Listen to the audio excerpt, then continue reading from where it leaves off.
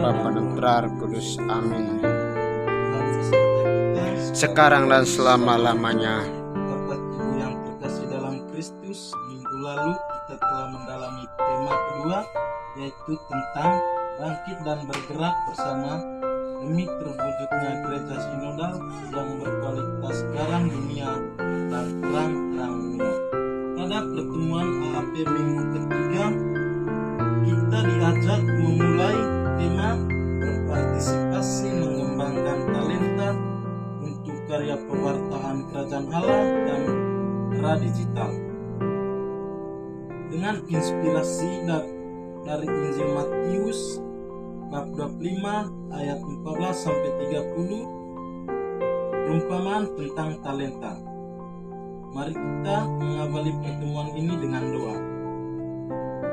Allah Bapa yang Maha Pengasih dan Penyayang, kami bersyukur atas berkat dan rahmat-Mu dalam kehidupan kami.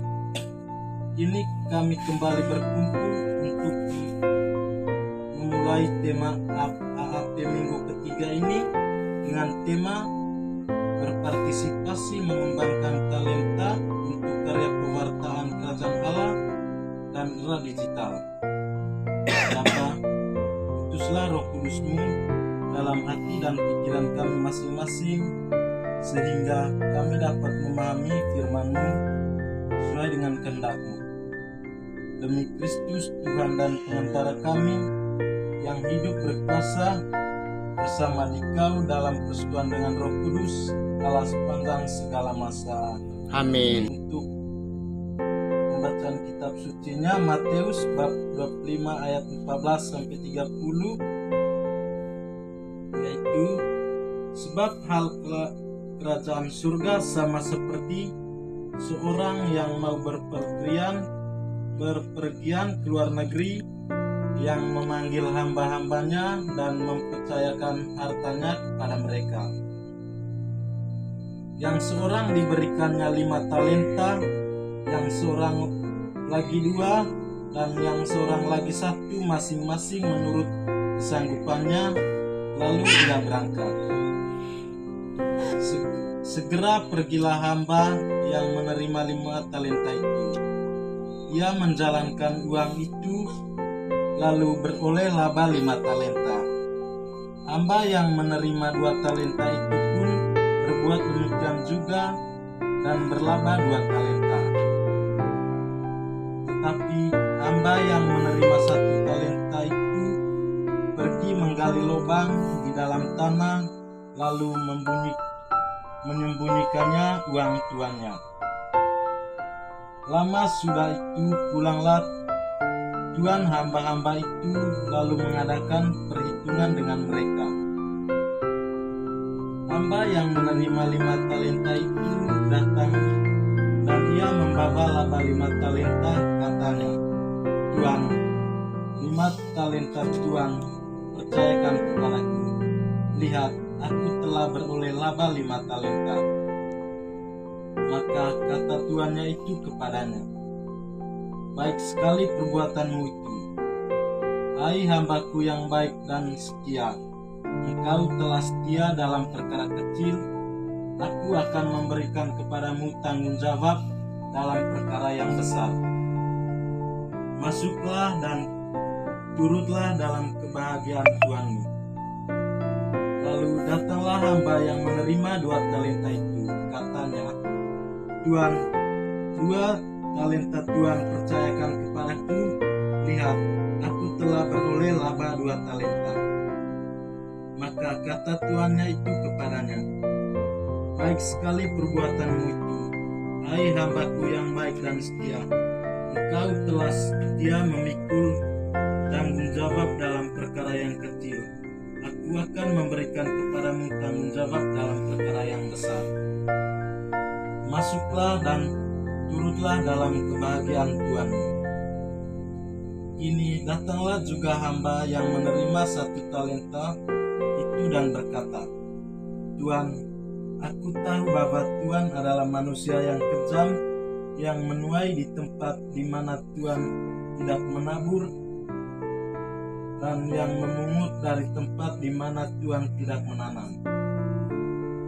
Karena itu, aku takut dan pergi menyembunyikan talenta Tuhan itu di dalam tanah ini. Terimalah kepunyaan Tuhan. Maka jawab Tuannya itu, hai kamu hamba yang jahat dan malas. Jadi kamu sudah tahu bahwa aku menuai di tempat di mana aku tidak menabur dan memungut dari tempat di mana aku tidak menanam. Karena itu sudahlah seharusnya uangku itu kau berikan kepada orang yang menjalankan uang, supaya sekembaliku akan menerimanya serta dengan bunganya. Sebab itu ambillah talenta itu daripadanya dan berikanlah kepada orang yang mempunyai 10 talenta itu. Karena setiap orang yang mempunyai, kepadanya akan diberi sehingga ia berkelimpahan. Tetapi yang tidak mempunyai, apapun yang ada padanya akan diambil daripadanya.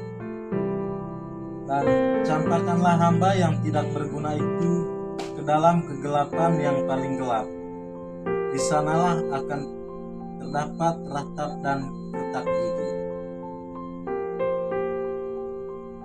Oke, kita memasuki pendalaman teks kitab suci. Untuk pertanyaan pertama, dalam perikop tadi, bagaimana sikap hamba yang diberikan 5 talenta, 2 talenta, dan 1 talenta? Saya dari tema yang telah dibacakan dalam pendalaman iman tersebut, bagaimana sikap hamba yang diberikan 5 talenta, 2 talenta, dan 1 talenta? Menurut saya itu, sikap dari hamba yang pertama dan yang kedua itu lebih ke sikap yang bertanggung jawab dan bekerja keras, di mana tuannya itu memberikan 5 talenta lalu mereka mengembangkannya dengan baik. Untuk sikap yang hamba dari yang ketiga itu lebih ke pemalas dan suka pasrah. Untuk yang mendapatkan 5 talenta, 2 talenta itu dia berusaha untuk mengembangkan talentanya. Jadi berkembang, dia berusaha semaksimal mungkin untuk mengembangkan. Jadi usaha sekeras-kerasnya dia untuk suatu pertanggungjawaban dia kepada Tuhan. Jadi dia ada usaha bagaimana untuk mengembangkan dan memajukan talenta itu agar bertambah. Sedangkan yang 1 talenta yang hanya menyembunyikan itu sama dengan dia hanya menunggu dengan harapan, kepasrahan, dan menerima dengan apa adanya tanpa ada sedikit usaha, sehingga dia talenta yang diberikan itu tidak akan berkembang dan tetap, dan bahkan tidak berfungsi sama sekali, tidak berguna. Ya, terima kasih. Terus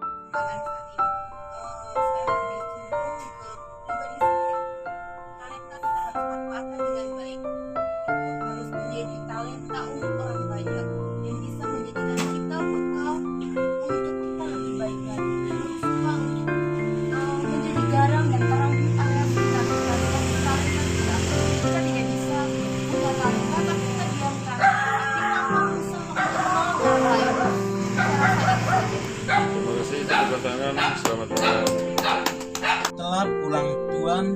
yang mempercayakan talenta kepada hambanya meminta pertanggungjawaban. Apa kata hamba yang menerima 5 dan 2 talenta? Dan apa yang dikatakan tuannya kepada hamba itu? Menjawab poin yang kedua, di sini yang menerima 5 talenta dan yang menerima 2 talenta berkata kepada Tuhan, Tuhan, inilah talenta yang Tuhan berikan, dan kami sudah mengembangkan dan melanjutkan dari 5 dan 2 talenta ini, dan kami akan kembalikan 5 talenta ini dengan laba 5 talenta dan 2 talenta. Nah, setelah dari 5 talenta dan 2 talenta itu berkata kepada Tuhan, terus Tuhan merespon bahwa terima kasih, kalian sudah menjalankan talenta yang saya berikan dan kamu mendapatkan hidup yang bahagia. Terima kasih. Yang dilaporkan hamba ketiga yang menerima 1 talenta, bagaimana reaksi dan yang dikatakan tuannya kepada hamba tersebut? Ini pribadi saya mencoba untuk selalu bersyukur kepada Tuhan, itu termasuk saya berlapor diri kepada Tuhan. Kita intim dengan Tuhan, kita juga berdekatan dengan Tuhan. Juga itu salah satu juga talenta kita untuk selalu menjadi orang yang lebih baik dan lebih baik lagi, terus bisa berguna untuk orang lain, bisa membantu orang lain. Itu termasuk juga talenta, karena talenta itu banyak hal yang harus kita kembangkan, bisa berguna untuk orang lain maupun diri kita sendiri, kepribadian kita sendiri. Tidak bisa kita membiarkan diri kita ini penuh dengan keinginan yang ada di pikiran. Harus kita memanfaatkan semua itu pakai hati, dan itu berguna untuk kita dan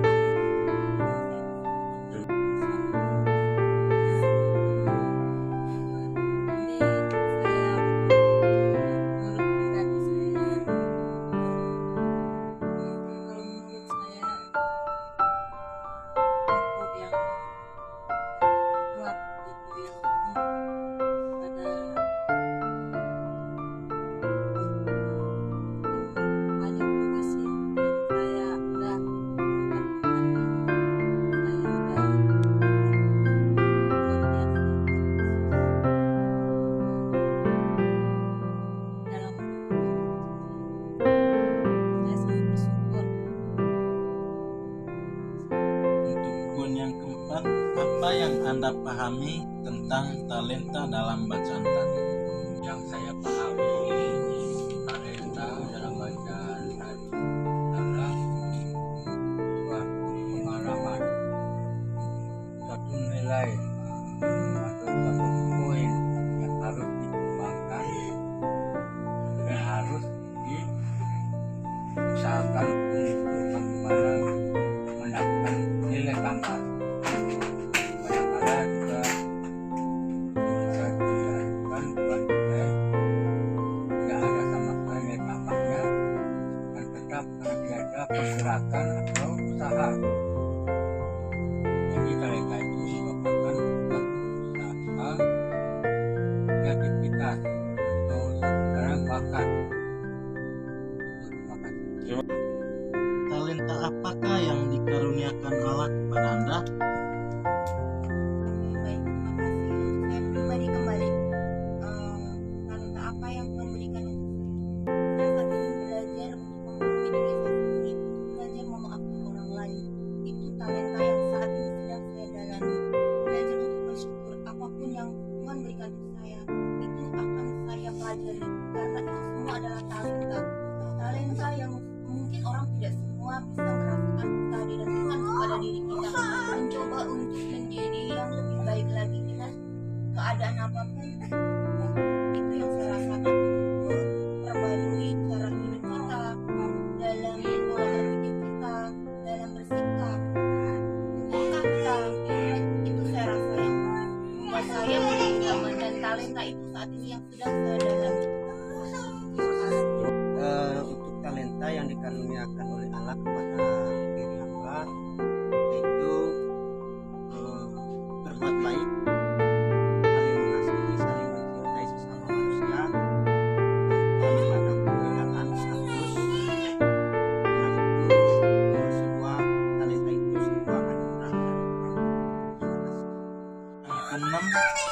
pesan apa yang Anda peroleh dari perikop yang kita gumuli tadi?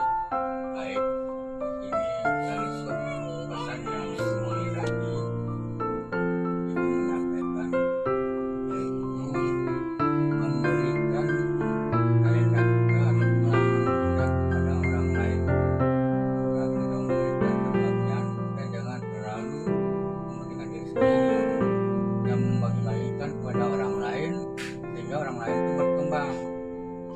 Misalnya kita ahli bidang menyanyi, yang membagikan pengalaman kita, kalian kita mempelajari, memberikan pada orang lain untuk mengajar bernyanyi. Salah satu talenta sama-sama yang membagikan. Terus ilmu pengetahuan itu salah satu talenta dan dibagikan juga sama orang lain. Kita akan menjadi seorang pendidik, kita bagi-bagikan sama orang lain yang berguna bagi orang lain untuk mengembangkan talenta mereka di kemudian hari. Terima kasih, tepuk tangan. Ya, dapat dari kitab suci yang telah dibacakan itu terkait talenta. Misalnya kalau dianugerahkan talenta oleh Tuhan, maka kita harus mengikuti hamba yang mendapatkan 5 talenta dan mendapatkan 2 talenta. Jangan seperti menjadi hamba yang mendapatkan satu talenta yang hanya menggali lubang, menyembunyikan diri, dan tidak bertanggung jawab terhadap talenta yang dianugerahkan oleh Tuhan. Terima kasih. Terima kasih, tepuk tangan dulu. Terima kasih. Kita memasuki refleksi atau sharing sinode dari tema yang ketiga tadi, berpartisipasi mengembangkan talenta untuk karya pewartaan kerajaan Allah dan pela digital. Untuk pertanyaan yang pertama, apa yang Anda ketahui tentang media digital atau media sosial? Bagi saya, yang saya ketahui media sosial sendiri, yaitu di mana dengan mudah, dengan gampangnya akses berita yang isinya bisa benar, bisa juga tidak. Itu dari sisi lain, saya boleh mengatakan bahwa mari kita mempergunakan media sosial ini dengan bijak dan bisa bermanfaat bagi orang banyak. Itu sisi lain juga bahwa kita tidak gampang dan tidak mudah untuk karena canggihnya media sosial ini itu saya tekankan terutama untuk diri saya bahwa mulai hari ini atau ke depan bahwa saya menggunakan media sosial itu dengan sadar dan bertanggung jawab tinggi. Saya juga harus memberi berita pada faktanya, tidak hanya menutup saja, sehingga nanti tidak merugikan banyak orang. Itu sih yang saya ketahui untuk saat ini. Terima kasih. Untuk pertanyaan yang kedua, sebutkan jenis-jenis media sosial yang Anda ketahui. Ini juga kebetulan apa yang saya pakai sekarang ini ya, jenis-jenisnya seperti Facebook, Instagram, WhatsApp, itu yang saya pakai juga. Dengan ya, TikTok juga iya, sama snack video gitu. Jadi terima kasih. Pertanyaan yang ketiga, apa saja media sosial yang Anda pergunakan? Medsos yang saya gunakan Facebook, terus WhatsApp, Twitter, dan juga Instagram. Dan Terima kasih, Pak. Dan yang keempat, apa tujuan Anda bermedia sosial? Jadi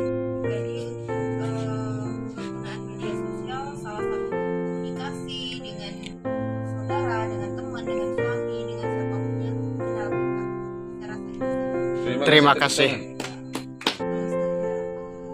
Kalau saya kebetulan saya juga jualan online jadi bermanfaat juga untuk saya untuk keluarga juga saya. Selama ini apa saja yang Anda posting dalam media sosial, Facebook, Twitter, dan Instagram? Tentang pikiran, isi muka, isi perasaan, ada juga kadang bikin lelucon juga lucu-lucuan ya juga. Terima kasih. Saya sering memposting di Facebook berupa turne jalan-jalan atau gambar-gambar untuk serta ucapan ulang tahun, suka duka, dan banyak masih yang saya posting masuk TikTok. Ya, terima kasih.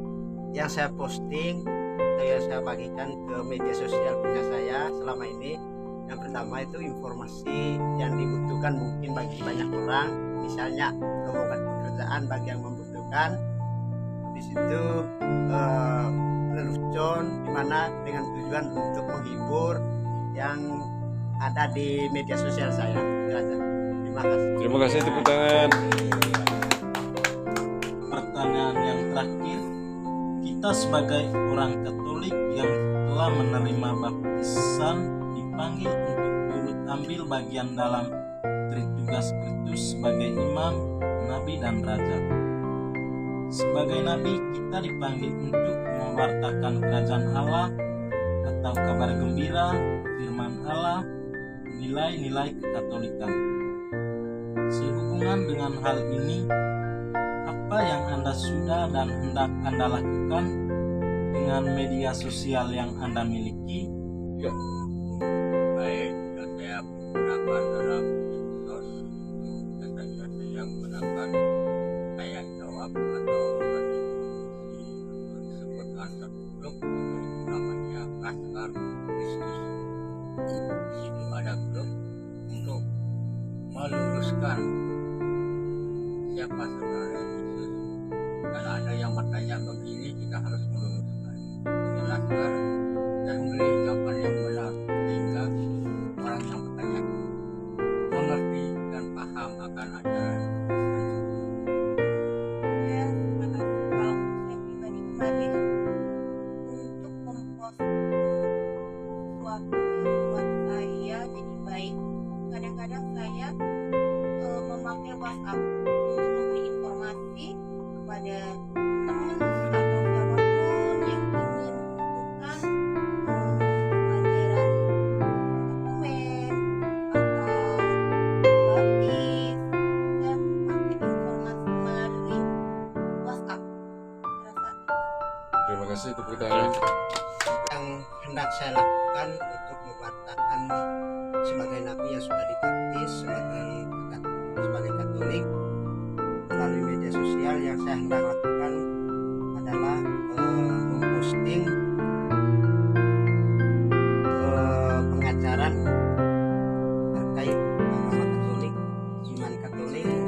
Terus yang sudah saya lakukan, sudah saya posting melalui media sosial saya, yaitu memposting video selama kegiatan AAP 2023 dalam AAP 2023 Sinode 5. Dan yang hendak saya lakukan ke depannya membagikan informasi-informasi yang terkait yang berasal dari Gereja Katolik atau Katedral Denpasar kepada banyak orang mungkin membutuhkan informasi terkait perayaan yang lebih dekatnya dengan perayaan Paskah. Itu saja dari saya. Terima kasih. Doa penutup, mendoakan doa dan menusung Sinode 5. Aku hendak memuliakan Tuhan selama aku hidup dan bermakmur bagi Allahku selagi aku ada.